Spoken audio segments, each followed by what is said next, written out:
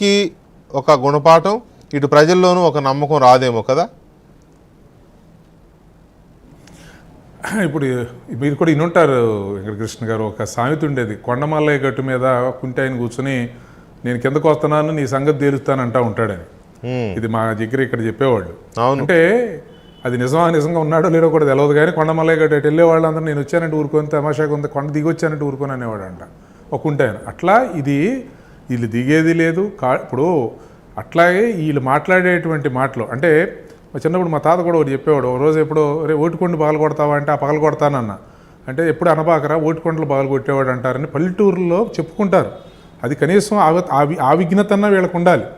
కనీసం వైసీపీ నాయకులు మాట్లాడటానికి జగన్మోహన్ రెడ్డి గారు కానీ చెప్పాలి ఇట్లాంటి. మా తాత మాకు చెప్పినట్టుగా ఓటుకొండ పగలు కొట్టేవాడు ఓటుకొండలు పగలు కొట్టేవాడు అని అవహేళన చేస్తారా ఇప్పుడు ఆ మాట చెప్పాకని. అట్లా నీ పార్టీ ఒక్కలైపోతే నీ పార్టీకి సంబంధించి 11 సీట్లు కూడా రానటువంటి పరిస్థితి ఉంటే 164 మంది గెలిస్తే మళ్ళీ వస్తామేంటి, వచ్చినప్పుడు ఏం చేశారు? ఇప్పుడు చాలా కరెక్ట్గా మాట్లాడారు పవన్ కళ్యాణ్ గారు మాట్లాడింది. ఎస్, ఓడిపోయినప్పుడు 151 సీట్లు వచ్చిన రోజే ఇది పవన్ కళ్యాణ్ గారు కూటమి ఆ రోజు ఏ పార్టీకి ఆ పార్టీ ఓడిపోయినా ఆ రోజే పోరాటం చేశాం. ఎక్కడా కూడా ఏ విధమైనటువంటి ఇది లేకుండా భయపెట్టాలని చూస్తే మీరు ఆగారా? పని ఎవరన్నా ఆగారా? ఆయన మాట్లాడిన ప్రతి మాట నిజం.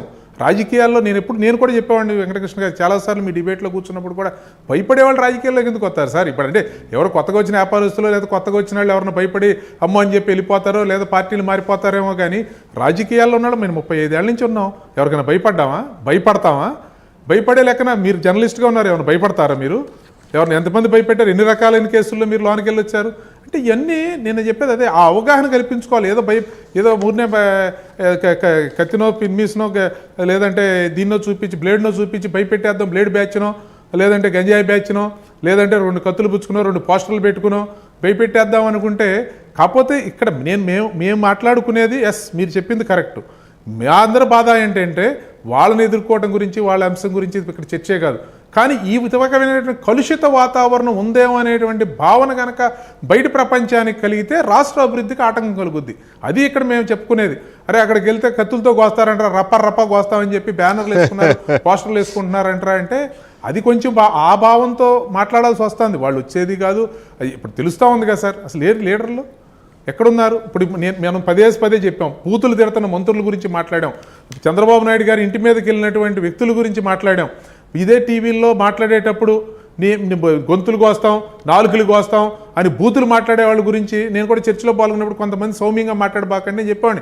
ప్రజలు అసహించుకుంటారా, చేతకరించుకుంటారు. మన మీద వాళ్ళ మీద డామినేషన్కి ఆయన గొంతుకు వస్తాను నాలుగు వస్తానని చెప్పడం మాట అంటాను. నేనే మార్కెట్కి వెళ్ళి డబ్బులు పెట్టి కొనుక్కు రావాల్సిన పని లేదు బూతుల్లో ఇంకోటో నాకు. కానీ ప్రజలు అసహించుకుంటారు, చేదరించుకుంటారు అని అదే నిజమైంది.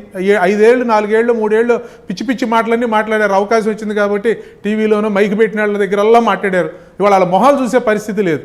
మేము కూర్చొని గౌరవంగా 20 ఏళ్ళ నుంచి మాట్లాడగలుగుతున్నామంటే ప్రజలు ఎక్కడికి ఏదైనా మాట్లాడుతుంటే చూస్తున్నారంటే నలుగురు కాస్త ఏం మాట్లాడతాడా ఈడని చెప్పని మమ్మల్ని చూస్తున్నారంటే కనీసం అది కారణం. విఘ్నతతో మాట్లాడతాం కాబట్టి. అదే మార్కెట్కి వెళ్ళి బూతులు కొనుక్కురావాలి ఏంటి సార్, లేదా నా దగ్గర ఏమన్నా లేదా మీ దగ్గర అప్పు తీసుకెళ్ళి ఏమన్నా మా మాటలు అరువు తెచ్చుకోవాలా? ప్రతి వాళ్ళ నోట్లోనూ ఉంటాయి, నాలుగున్న ప్రతివాడు ఏదైనా మాట్లాడగలుగుతాడు.